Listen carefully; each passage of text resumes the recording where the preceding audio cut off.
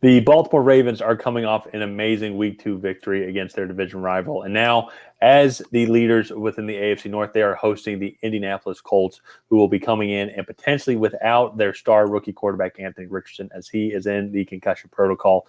But there's still a lot of breakdown in this game. I think it's still going to be a fun game to watch. I believe there's some path to success for the Colts. And Ryan, I kind of want to throw it over to you. What do the Colts have to do to come out on top in this upset victory here against Baltimore? So for me, actually, the Colts' run defense is really good. They're only giving up about 78 rushing yards a game, but their big weakness, they're giving up almost 315 passing yards a game through the first couple weeks. So for me, they have to come in and they have to shut down these receivers. And I will say it doesn't sound like Odell Beckham is going to be coming back this week. Yeah, he did get a good little ankle roll up, unfortunately. Yeah, and so that will be something interesting to watch. And so Zay Flowers has been very good in his first couple games as a pro. And then also Rashad Bateman, while it hasn't been spectacular, is definitely something you have to consider there. Yeah. So it's going to be interesting. I think the Colts, to win, they got to come in and shut down this passing game and actually kind of force the Ravens to run the ball, because outside of Lamar Jackson, I don't think that they really have too solid of a running option, especially now that Tyler Linderbaum and Ronnie Stanley were out last week. They could be coming back this week, but are questionable. So yeah, for me, I think actually forcing the Ravens to run the football is going to be what they need to do to succeed. Yeah. I feel Indianapolis is going to be another good one. They coming off a good win against their division rival against the Texans. Got off to a great start. I'm definitely kind of confused the rookie quarterback at C.J. Stroud as well. And there's some I could potentially see an upset here, but Indianapolis, though, still it is Gardner Minshew. They're kind of learning this new offensive system. Anthony Richardson does bring just a different level of athleticism, just overall in the run game, and also in the pass game as well, because he can, if you roll him out, he can take it down and run it. Not saying that Gardner Minshew can't do that. I do think he's pretty athletic as well from what I remember seeing from him when he was in Jacksonville.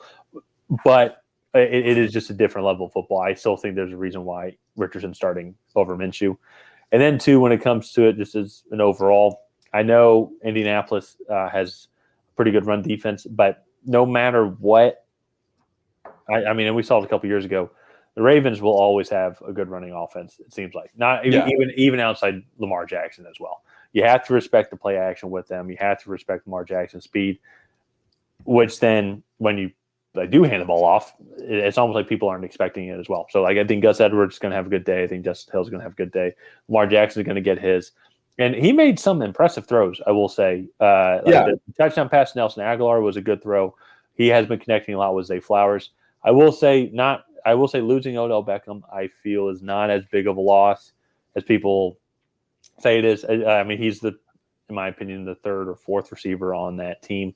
And that's not even including Mark Andrews, actually, as well, who did come back. Mm-hmm. So they will be fine. I think they still, with Rashad Bateman, Zay Flowers, and Mark Andrews alone, I think is a perfectly fine combination. And I think I do want to make one comment on the passing offense of the Ravens so far. So they haven't been actually lighting up the stat sheet, because I think Lamar Jackson only has 2 touchdowns to 1 interception and then about 400 yards. But he's been incredibly efficient. He's 41 for 55 with only 14 incompletions. So that's pretty impressive, just how efficient they are. And with 41 completions, he's thrown for a little over 400 yards. It's about 10 yards of completion. So not throwing the ball super far down the field, but definitely pushing the ball down the field. So, well, and it seems they have a good balance, too, when it comes to just overall total yards. I'll go back and check week 1, but I know in last week they Lamar Jackson threw for 233 yards of passing, and then as a team they had about 178 rushing yards.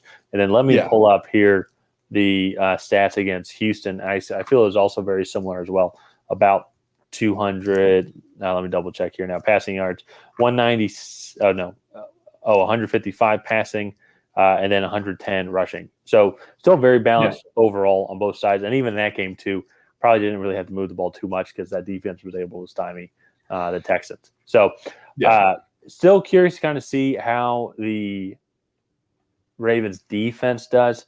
In the first half, they shut down the Bengals offense, which is always an impressive feat. But then the second half, the Bengals seemed like they were kind of really able to move the ball at will. They had a poor interception in the red zone thrown by Joe Burrow. But other than that, they were able to kind of move the ball at ease. So I wonder if some of those injuries that they had suffered in week one on the defensive side of the ball might be playing a factor, but they're going to be going up against a much weaker offense, just objectively. It's just more of a comment for me to make. I'm still going to pick the Ravens to win this game. There's no reason not to. I'm not that much of a gambler to try and convince myself to pick the Colts. So I think it's going to be a good game. You have the Ravens winning also. Yeah, I do too. I think it will be a little bit closer than people expect. I believe Vegas has the line at 8. And like I could see maybe them winning by like a touchdown in like a 24-17 type game. I just think this is going to be a little bit more of a scrappy game than I think people are accounting for, just because the Colts in the trenches are really good. And so I think that does count for something, especially in a game against a team like the Ravens. So yeah, that's fair. Yeah. I like it. But let's go ahead and wrap this video up here. If you guys have not already, please go ahead and like and subscribe.